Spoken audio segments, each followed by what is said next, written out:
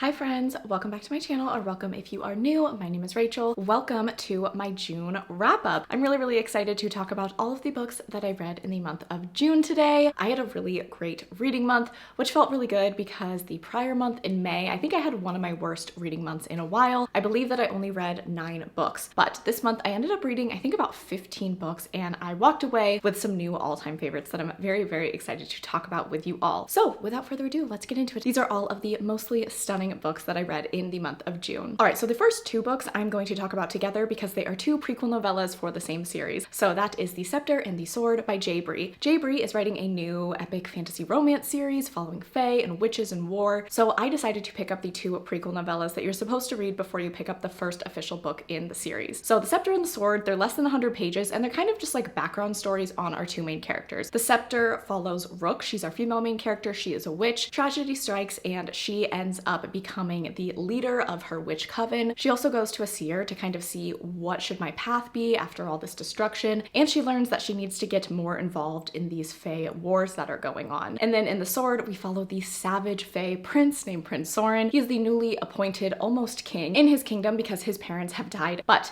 he has to be married in order to take the crown, and he feels like there's probably some, I don't know, mischievous things going on that are preventing him from getting married and taking that crown. He really needs to find his fated mate in order to get married, but he has not found her, and he feels like there's a lot of political scheming going on that is also preventing other things from moving forward in the kingdom. So we get the backstory on both of these characters, and then in the first book, The Crown of Oaths and Curses, which I will be reading in July, their stories are going to converge, and I really liked both of these prequel novellas. They were less than 100 pages, they weren't life-changing, but I feel like they got me intrigued enough. I believe I gave both of them 3 stars or 3.5 stars, somewhere around there, but solid enough. I got the background information, and the world is really fascinating. We have fae, we have witches, we have goblins, we have water wraiths. I think that this world is really rich and really interesting, and it sets up this premise for this entire series where fae and witches absolutely hate each other and are at war because of it. So I am excited to read The Crown of Oaths and Curses after reading The Sword and the Scepter, so hopefully the rest of the series is really good. The next book that I read in the month of June was Legends and Lattes by Travis Baldree. This is a cozy fantasy. It is also sapphic. It follows an orc who leaves her life of destruction and violence, goes to this kind of small little village, and sets up a coffee shop. All of the creatures in this village don't even know what coffee is, aren't really familiar with a coffee shop, so you follow our main character and her new employee and friend Tandri as they set up this coffee shop, and it's just a really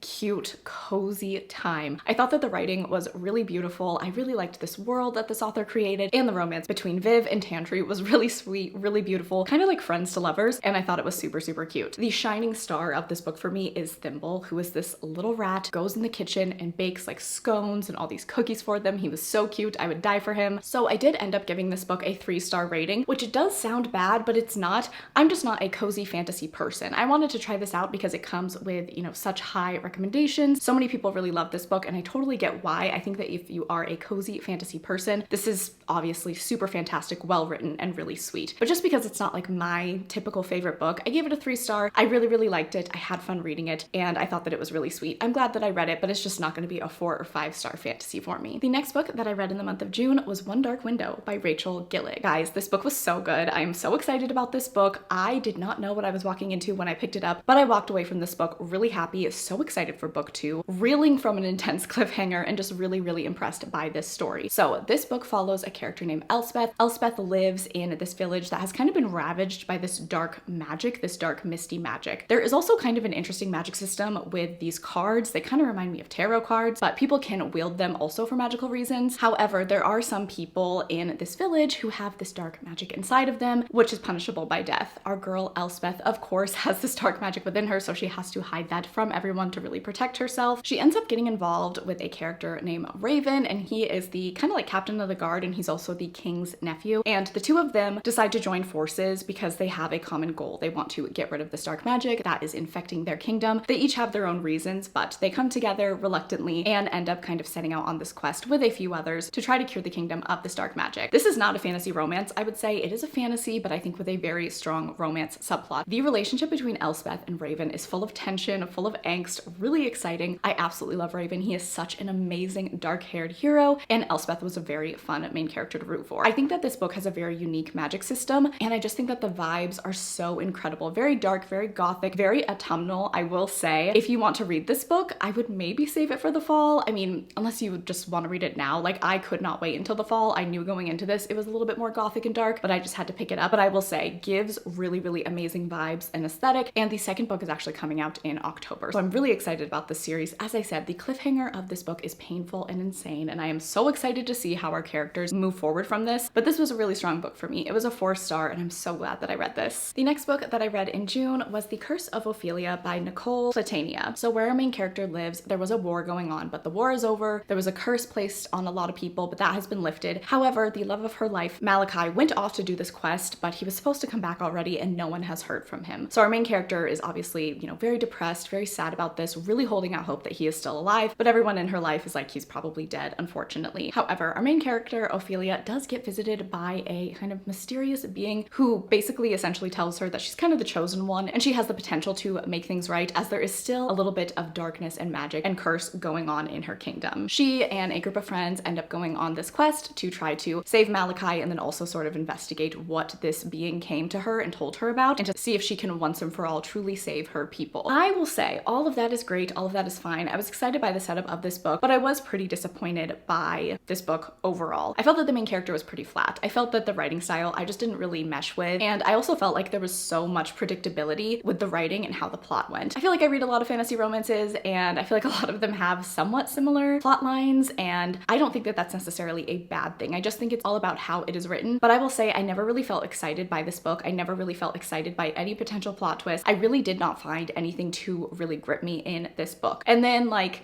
the reveal of the villain, I feel like the foreshadowing was extremely heavy-handed, so I wasn't really thrilled by that. And overall, I just don't really think that this book is for me. I was not really into anything that was going on here. My favorite part of this book was actually one of Ophelia's friends. His name is Tolek, and he was very funny, very sarcastic, kind of the comic relief of the book. He was really, really great. I just don't think that this found family was written in a way that I enjoyed. I don't really think that our main character feels very, I don't know, she didn't really do anything for me, and I just didn't really feel too excited about this book. So very disappointed by this one. I'm gonna give it 2 stars. It just doesn't really have anything special for me. All right, the next book that I read in the month of June is The Fiancé Farce by Alexandria Bellafleur. This is a sapphic romance. It is set in Seattle, and it is marriage of convenience. So our main character wants to get her family off her back about, when are you gonna get married? Who are you dating? So she fakes this girlfriend. She sees this cover model on a book, and her name is Gemma, and she's like, oh yeah, that's my girlfriend. And her family ends up seeing pictures of this cover model, and they're like, okay, this is her girlfriend. Cool, we'll accept that. And then they're at a wedding, and this cover model ends up walking in. Her name is Gemma, and all of the family sees that Gemma walks in and goes, oh my god, isn't this your girlfriend? Let's go talk to her. So our main character is obviously mortified. They all go up to this cover model, but Gemma is quick thinking on her feet. She goes along with it because she also has a need for Tansy as well. So Gemma is a cover model, but she also actually comes from a very rich family that owns like a huge publishing house. Her grandfather recently died and named her the heir of his fortune. However, he has one stipulation, that she has to get married first. So she decides, since Tansy has already been saying that we have been together, I'm just gonna go along with it. I'm gonna convince Tansy to marry me, and then I will be able to take over the company. I ended up really, really enjoying this book. My favorite thing about it, and honestly, I just think from what I have read from this author, she writes books that are very early 2000s rom-com vibes. They're very fun, they're very light, they're low stakes. They have all of these very fun elements. There were pranks in this book. I thought that everything about this book was really, really fun and funny. I was smiling a lot throughout it. I thought that the romance was pretty good, but I will say kind of my one issue that I have with it is our 2 main characters are very into each other right away. There is really no tension, no build-up, no slow burn. My favorite thing about the marriage of convenience trope or fake dating is 2 main characters who kind of decide to uncomfortably get into this fake dating scenario and don't really like each other and are fighting feelings for each other, but they get into situations where they kind of have to act like they like each other. Feelings come up. It's such a fun time. But that didn't really happen. I feel like in this book, I feel like they were very into each other right away, which is, you know, lovely. But just from kind of an entertainment perspective for me in a romance, it wasn't a perfect romance, I will say. I gave it 4 stars. It's a strong 4-star. It's a very happy, fun, joyful book. And it was also based in Seattle, which was really cool. But I just didn't find the romance to be quite perfect, but still a very strong book from this author. The next book, a part of my June wrap-up, is Love Theoretically by Ali Hazelwood. This is another STEM romance by this author, and our main character is a theoretical physicist. She is not really happy in her career career though, because she is an adjunct professor and she really wants to just get into research but is having trouble finding a job and getting out of her current situation. To make money on the side, she kind of professionally fake dates. She takes part in this app where men can hire her for one night to go on a date or go to an event with them. One of her favorite clients is named Greg, and she has gone out on a few dates with Greg. But Greg has a brother named Jack who is very suspicious of our main character. He doesn't really know what she's all about. He feels like there's some air of mystery to her. Meanwhile, Elsie is also interviewing for a dream job at MIT. When she meets up for dinner with all of the interviewers, she very quickly realizes that one of them is none other than Jack, Greg's brother. He goes by Jonathan professionally, but Jack with his family, so that's why she didn't really know it would be the same person. And he is an experimental physicist, and theoretical physicists and experimental physicists kind of have this feud, so there's already a lot of kind of like tension there. And Jack and Elsie don't want to be unprofessional, and so they're trying to put aside their personal lives and differences, but they're both very shocked to see each other. Jack is very confused as he did not know that this is what Elsie actually did, so there's a lot of sort of uncomfortability there. As Jack and Elsie get to know each other though, they realize they have a lot more in common. Elsie sort of reveals a lot of herself, and I think that the two of them end up having a pretty cute romance. I will say this wasn't my favorite book by this author. I gave this 3 stars. I thought that it was cute, but I do have a couple issues with it. Number one, kind of one of the main plot lines in this book, I feel like it gets wrapped up pretty early on, and then I just felt like the book lost momentum for me. I also find our main character Elsie to be a little bit immature. I felt that she acted kind of childish at times. I really don't like that. I really don't like when characters act way younger than they are, and I found her to be a little bit annoying at times. I will say though, the shining light of this book is Jack. He is my favorite romance hero that Ali Hazelwood has ever wrote. I really liked him. He has a strong confidence about him that I find really enjoyable, and he was a really great romance hero. I thought this was cute and fun, but I don't think it's a book that has left any lasting impression on me, so it's gonna be a 3-star for me, but I still overall enjoyed myself. The next book that I read in the month of June is Throne of Glass by Sarah J. Maas. I am working on my 3rd read of this series. I am vlogging the entire thing, and this month I got through Throne of Glass. I had a really great time reading this book. I mean, what else can I say that I have not already said about this series? I really love this book and this entire series. I gave this 5 stars. Not my favorite in the series for sure, but I just absolutely appreciate all the foreshadowing, all the planning that happens in this book, and it's really fun to see our main characters kind of in the early days when they have no idea what is ahead for them, and I just had such a good time reading this. I was smiling the entire time. The next book that I read in June is A Photo Finish by Elsie Silver. This is the 2nd book in the Gold Rush Ranch series, which is Elsie Silver's first horse girl romance series. So in this book, we are following Violet and Cole. Violet is a jockey at the ranch of Cole's brother. So they end up running into each other and are very surprised to see one another because Violet and Cole actually know each other. They had this kind of mildly anonymous online relationship a year prior, and they ended up getting really close, but then things happened and they stopped talking to each other. But once they run into each other and start talking to one another, they realize that they are who they are, and there's kind of this very sort of uncomfortable tension between them because things ended in a not great way, and now there is a bit of forced proximity as they are living at the same ranch. This book was so much fun. I absolutely loved the element of Cole and Violet having this like online sexual relationship before, and then they see each other once again, and there's a lot of feelings and a lot of things left unsaid. Violet actually ends up having to move into Cole's house for a little bit because I think she breaks her ankle and she needs someone to kind of watch over her, and no one else is able to do it. So there's a really amazing kind of caretaking element to this book, and I just thought that there was so much tension. I mean, Elsie Silver, I have never disliked a book from her, and I thought this was really strong. I think I gave the first book in this series a 3 or 3.5 star rating. This felt very strong, and it felt very similar to the writing of the Chestnut Springs series, which I really love. So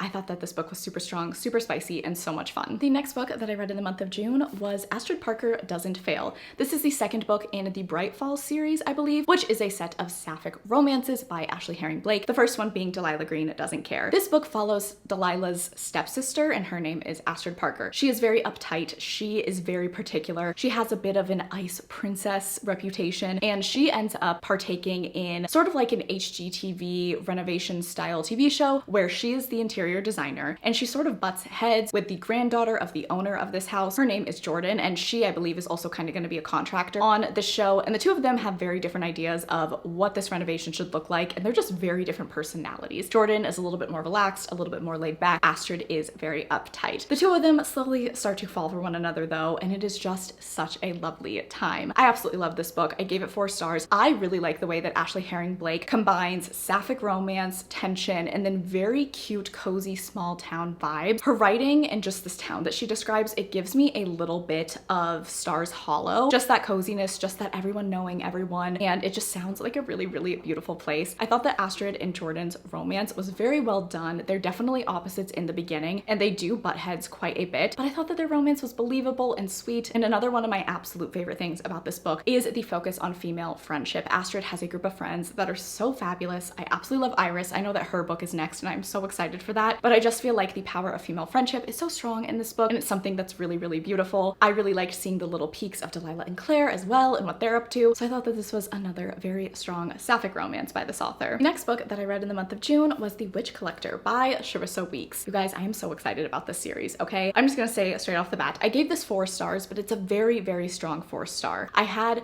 minimal issues that couldn't get it to a 5-star, but I still think that this is such a solid book. The premise of this book is our main character, her name is Raina, and she is a witch, and she lives in this village of witches, and every few years, I don't really know how often he comes, but there is a witch collector who kidnaps one of the witches and takes them who knows where. Nobody knows. 24 years ago, Raina's sister was one of the witches who was taken, and Raina has been preparing essentially multiple decades to fight this witch collector whenever he comes back. She's like, I want to kill him. He took my sister. Everyone thinks, you know, very negatively about the witch collector and the Frost King who he works for. So Raina is like, I'm going to get him. I'm going to kill him and save my sister. The day comes where the witch collector comes to collect another witch, and Raina has every intention to kill him, you know, to find out where her sister is, all of that, but another enemy ends up coming to the village, and Raina and the witch collector have to end up kind of begrudgingly teaming up. They end up having somewhat similar goals, as Raina really wants to save her sister and the witch collector really wants to keep the Frost King safe. So the two of them go on a quest together, and there is so much more to this story than that. There is a lot of focus on gods, there is a lot of focus on enemy kingdoms, and there is a lot of hidden magic that gets revealed that is so, so cool. I think that this is such a strong fantasy romance. I'm really, really excited to continue on with the series this month. Our love interest is named Alexis, and he is wonderful. He is so sweet, so caring, so kind, and is just such a simp for Raina. Really, my only issue with this book and why it's not a 5-star is there were like some pacing issues a little bit. I felt like the middle got a little bit slow, where I felt like we could have picked things up a little bit. And when I give a book a 5-star, I just have to have that overwhelming 5-star feeling, and I just didn't get this from that. But still, I recognize that this is a very well-written, beautiful, wintry fantasy romance, and I'm just so excited to read the second book, City of Ruin. Everyone says that that is like the book. She is that girl, so I'm so excited to see where the story goes, because the way that this book ends, the plot has taken an entirely different direction. Like, the way that I described kind of the general premise for this book is just the setup, and the world is so much bigger, and I'm really, really excited to see where things go with this. All right, so next up for my June wrap-up, we have Fear the Flames by Olivia Rose Darling. I'm just gonna say it now. This is a new all-time favorite fantasy romance. This is one of, if not the most fun reading experience I have had all year. It might be tied with Fourth Wing, but truly, it gives me the same vibes. I had so much fun. I was smiling like an idiot through so many of these chapters, and I just think that this book is so strong. It's the first book in a 5-book series. I am so excited to see what happens with this series. This book really did it for me. I'm so, so excited by it, and I need you guys to all read this. So the premise for Fear the Flames, our main character is Princess Elwyn, and when she was born, she was bonded to 5 dragons. Her father, who was a terrible, terrible king, ended up putting her in the dungeons because he figured Elwyn is going to become a threat to him because of her bond with these dragons. When she is 10 years old, though, she escapes with the help of her uncle, and she goes off and starts her own kingdom in hiding. A lot of people think that she is dead or just missing forever. Elwyn gets approached by a very sexy commander from another kingdom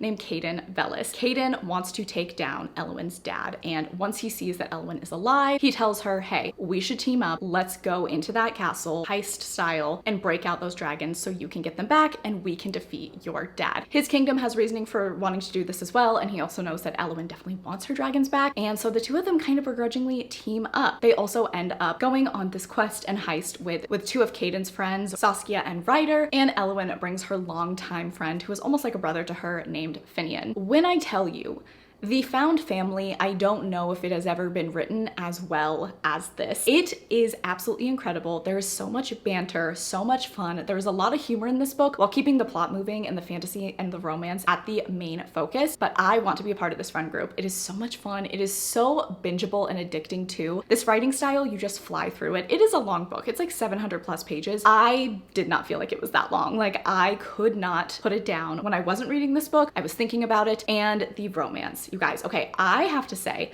this book is quite a bit spicier than I thought it was going to be. Like, I was not expecting what we got, but it was fantastic. I love Caden Vellis. He is a new book boyfriend, and he and Elwyn just have the most wonderful banter. I also really, really loved this plot. The heist elements, the dragons, the fantasy. I felt that it was all very digestible. I feel like I knew what was going on right away. I believe the second book is coming out in 2024. I cannot wait. This book just makes me really happy, and is such a representation of why I love fantasy romance. The way that this was written really, really is just the type of fantasy romance that I love, where it's so much fun. The romance is at the forefront. We have an exciting plot, lovable characters, and there was even a lot of depth and kind of sad things that went on in this book too, but I feel like they just made me love these characters even more. I cannot recommend this book enough, you guys. Please pick this up and live your best life. Oh, obviously this is a 5-star. I don't know if I said that, but this is definitely a 5-star, gonna be a best book of the year for sure. All right, the next book that I read in the month of June was Reckless by Elsie Silver. So this is the 4th book in the Chestnut Springs series. This book follows Winter and Theo. Winter is the sister of Summer, who is the main character of the first book, Flawless, and Winter has kind of been known as this cold person. She and Summer have had a very tumultuous relationship. She doesn't really have the best reputation, but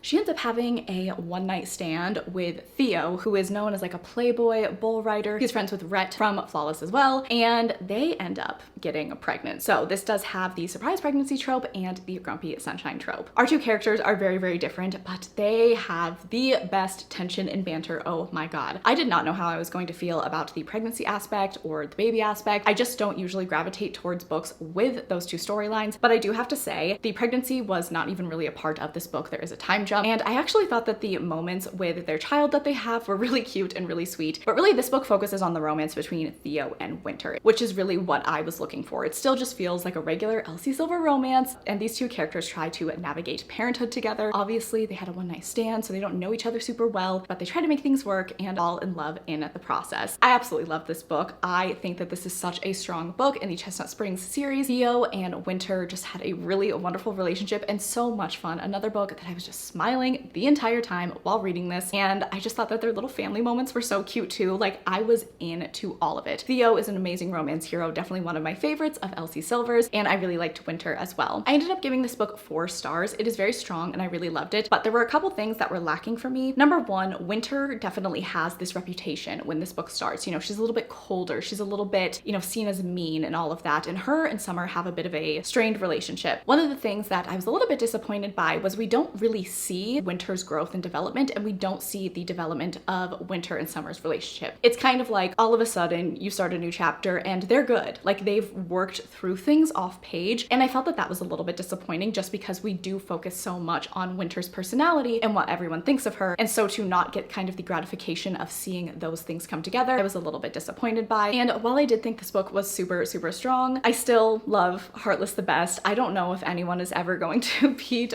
Willa and Cade for me. I think if I had to rank the Chestnut Springs series thus far, definitely Heartless is number 1. I think Powerless is number 2, this is number 3, and then Flawless is number 4. But I'd say Powerless and Reckless are right there neck and neck, and maybe depending on my mood, depending on the day, this could be in second place, but Powerless is just so good. Oh my god, I love Jasper. But this was a very, very strong 4-star book for me. The last book in the series is coming out in the fall, and I believe that that is going to be Hopeless. It's going to be Beau's story. I'm really excited, but also so sad that this series is ending, and this series is just such a comfort, happy series for me. I think this probably is my favorite romance series at the moment because it just brings me so much joy. The next book, a part of my June wrap-up, is The Well of Ascension by Brandon Sanderson. This is the second book in the Mistborn trilogy. If you do not know, the Mistborn trilogy begs the question of what if a war occurred and the Dark Lord won? What if the bad guys won, and what would our world look like? In book 1, we kind of have this ragtag theme of street urchins and thieves who come together and try to defeat the Dark Lord. We follow one of our main characters, Vin. She is a child who grew up on the street, is very, very gifted at what she does, and we see her growth and her kind of partaking in the politics of this world and being a part of this group, following Kelsier, who is kind of orchestrating all of this and trying to defeat the powers that be. So I can't talk too much about what's going on in book 2, but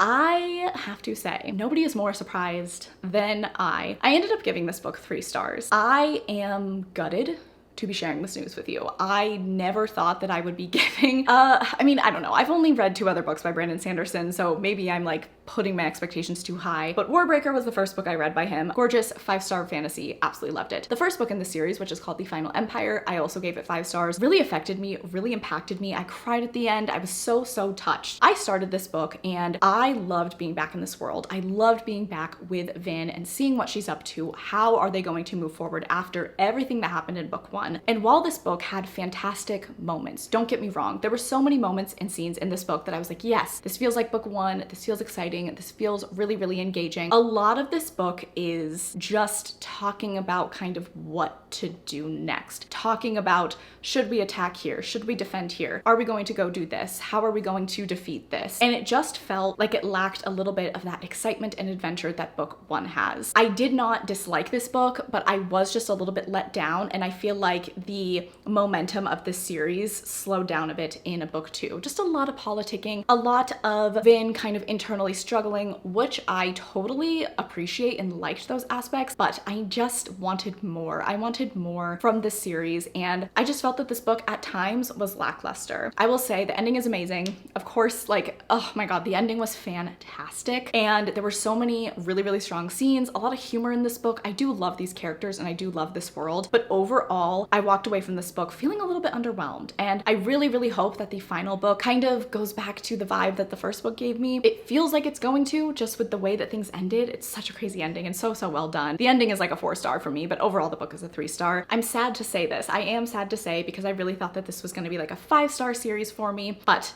book 2 just was a little bit underwhelming for me, not exactly what I was hoping for, and I really hope that the next book is fantastic. All right, and the very last book that I'm going to be talking about in my June wrap-up is Tomorrow and Tomorrow and Tomorrow by Gabrielle Zevin. Oh my god, I love this book so much. I am overwhelmed with feeling just holding this, just seeing this. This is such a beautiful book. This book brought out so many emotions in me. I have not stopped thinking about Sam and Sadie, our 2 main characters. I thought the writing was beautiful. I cannot say enough good things about this book, and I think that you should pick it up. It was so popular last year. It came out last year. I believe it was Goodreads Best Book of the Year. It won some awards, definitely deserved. So I know I am the last person to be talking about this, but I am so happy I picked this up because this was truly a life-changing book. So this book follows Sam and Sadie. They were childhood friends. They lost touch for a bit, but they reconnect in college. And the thing that Sam and Sadie have always had in common is their love for video games. The 2 of them end up deciding to create a video game together, and it does really well. From there, they decide to start a company together, and you follow their lives